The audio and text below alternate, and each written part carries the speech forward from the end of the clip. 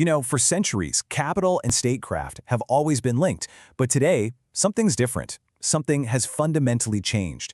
We're living in a new age where a country's investment portfolio is becoming just as powerful as its military arsenal. So let's dive into this new world where money and foreign policy are becoming one and the same. And this quote right here, it just hits the nail on the head. This perfectly sums up what we're talking about. It's not just about governments setting the rules for the market anymore. Now governments are some of the biggest, most strategic players in the market. They're using their wealth to project power and lock down their future. Okay, so this brings us to a really important term, instrumental capital. Think of it like this. It's patient, long-term money that has a two-part mission. Yeah, of course it's supposed to make a profit, but it's also being used to hit very specific goals, national goals, international goals that are set by a country's leaders. It's money with a mission. So this isn't just some abstract theory, right? It's happening right now at an unbelievable scale. And honestly, there's no better place to see this trend in action than the Middle East, where the wealthy Gulf states are basically rewriting the playbook for global finance. And just look at this. The numbers are absolutely staggering. In just the first 9 months of 2025, sovereign investors, and we're talking about these massive state-owned investment funds from the Middle East, were behind 40% of the value of all state investor deals around the globe.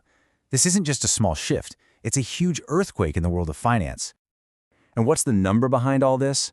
Well, here it is, $5.6 trillion. That is the amount of money that Middle Eastern sovereign wealth funds are managing right now.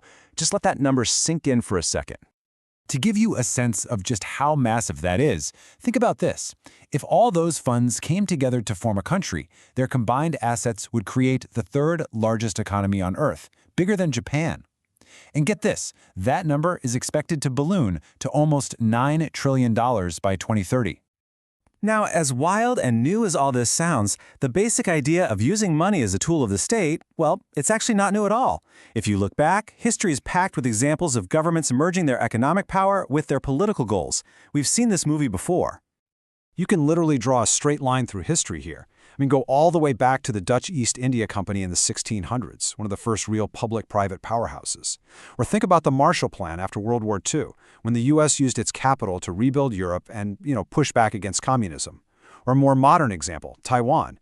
Its government strategically invested to create TSMC, the chip maker, which made the island absolutely essential to the entire global economy.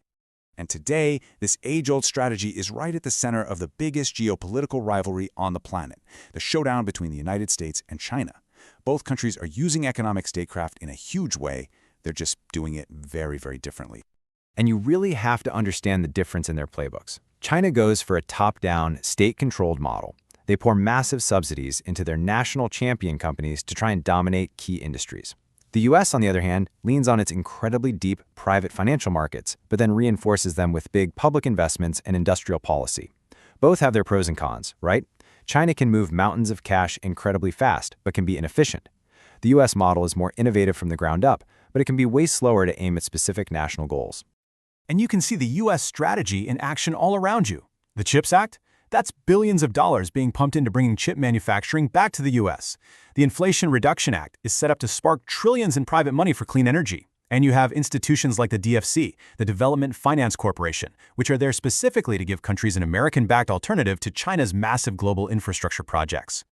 Okay, so we've got the U.S. and China. But beyond that big rivalry, you've got these new players from the Gulf making their own huge bets. And they're not just following the trends, they are actively trying to create them. And they're doing it because of some really unique pressures and a very, very long-term game plan. So you have to ask, what's driving all this? What's the motivation? Well, it really boils down to two massive game-changing shifts. First, the whole world is trying to move away from fossil fuels, and that's a direct threat to the foundation of their economies. Second, you have new energy giants, like the U.S. itself, creating fierce competition in the oil markets they used to control. For them, this is about survival. It's evolve or get left behind. And this is what makes these investors totally unique. A normal fund manager is worried about the next quarter's returns.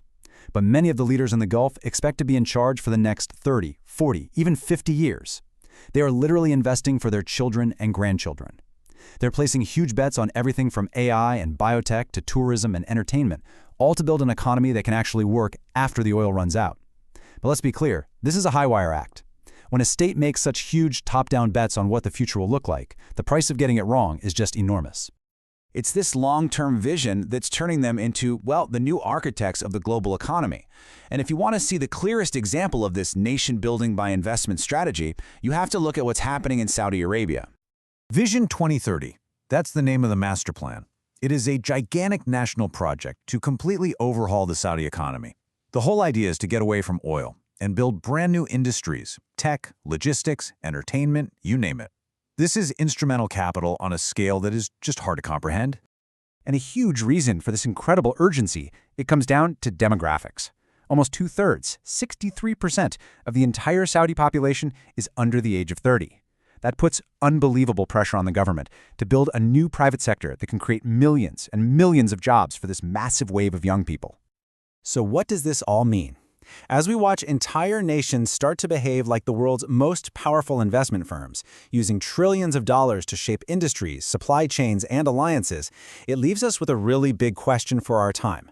When nations start investing like corporations, who exactly gets a seat on the board of directors for our collective future?